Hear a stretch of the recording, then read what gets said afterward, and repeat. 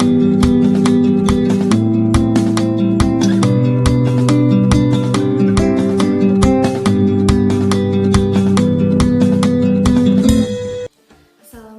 warahmatullahi wabarakatuh. Nama saya Madianti Malani, NIM saya 1810611101.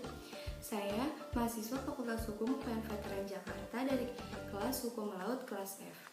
Yang saya hormati Bapak Khairul Rizal Lutfi, SHMH, sebagai dosen pengampu Hukum Laut kelas F. Di sini saya ingin membuat video untuk memenuhi tugas UTS mata kuliah Hukum Laut. Di sini saya mengambil materi tentang penyelesaian konflik klaim Indonesia atas perairan Ambalat dalam perspektif hukum laut. Jadi, konflik Ambalat bermula sejak tahun 1969. Indonesia dan Malaysia menandatangani perjanjian tapal batas landas kontinen pada tanggal 27 Oktober 1969. Indonesia meratifikasi perjanjian tersebut pada tanggal 7 November 1969. Malaysia memasukkan Ambalat ke dalam wilayahnya pada tahun 1979 secara sepihak. Klaim Malaysia atas Ambalat menuai protes negara-negara tetangga seperti Singapura, Filipina, China, Thailand, Vietnam, dan Inggris.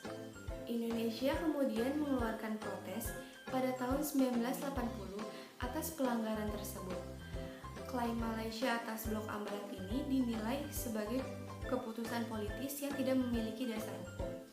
Menurut Indonesia, garis batas yang ditentukan Malaysia melebihi ketentuan garis ZEE yang telah diatur sejauh 200 mil laut. Klaim Malaysia atas Ambalat disebabkan kandungan minyak bumi yang ada di blok ini. Indonesia tetap pada pendiriannya bahwa perairan Ambalat adalah bagian wilayah Indonesia. Indonesia maupun Malaysia sama-sama telah meratifikasi kesepakatan global tentang aturan penggunaan laut sumber daya alamnya selayaknya kedua negara menggunakan konvensi PBB tentang hukum laut UNCLOS 1982 sebagai pedoman dalam perundingan. Oleh karena itu, seharusnya kedua negara tersebut menggunakan ketentuan-ketentuan konvensi sebagai dasar setiap pengelolaan dan pengaturan undang-undang nasional negara masing-masing. Indonesia berhasil memperjuangkan konsep negara kepulauan sehingga diakui secara internasional, sehingga dapat menerapkan ketentuan-ketentuan yang berlaku sebagai negara kepulauan berdasarkan Konvensi Hukum Laut 1982. Blok Ambalat merupakan kelanjutan alamiah dari Kalimantan Timur karena batuan dasarnya adalah bagian dari lempeng benua pembentukan Kalimantan. Letak Blok Ambalat masih dalam jarak 200 mil dari garis dasar Kepulauan Nusantara di pantai Kalimantan Timur. Fakta tersebut yang menguatkan bahwa Blok Ambalat memang masih dalam jangkauan wilayah Indonesia dan Indonesia berhak atas pengelolaannya. Terlebih lagi bahwa Indonesia telah melakukan eksploitasi pada Blok Ambalat dan wilayah sekitarnya sejak dulu. Pada saat itu, Malaysia tidak pernah melayangkan nota protes atas klaim Indonesia tersebut. Jadi, menurut saya di sini ada dua cara penyelesaian sengketa yang dianggap tepat dalam sengketa batas laut antara Indonesia dan Malaysia seperti sengketa Blok Ambalat. Yang pertama itu negosiasi.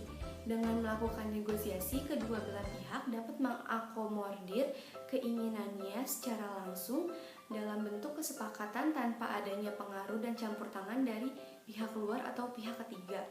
Dengan demikian, keputusan yang dihasilkan akan mencerminkan keinginan dan kesepakatan kedua belah pihak yang pada akhirnya dapat memenuhi rasa keadilan.